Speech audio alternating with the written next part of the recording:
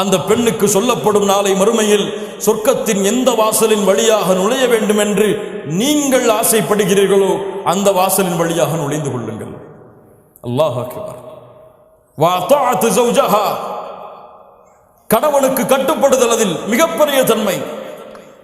அல்லாஹ்வுடைய தூதர் ஸல்லல்லாஹு அலைஹி வஸல்லம் சொன்னார்கள், நரகத்தை பார்த்தேன், அல்லாஹ் அதிலிருந்து நம்மை பாதுகாப்பானாக, நம்முடைய குடும்பத்தார்களை பாதுகாப்பானாக, அதனுடைய காற்றை கூட சுவாசிக்காமல் அல்லாஹ் ரப்புல் ஆலமீன் நம்மை பாதுகாப்பானாக.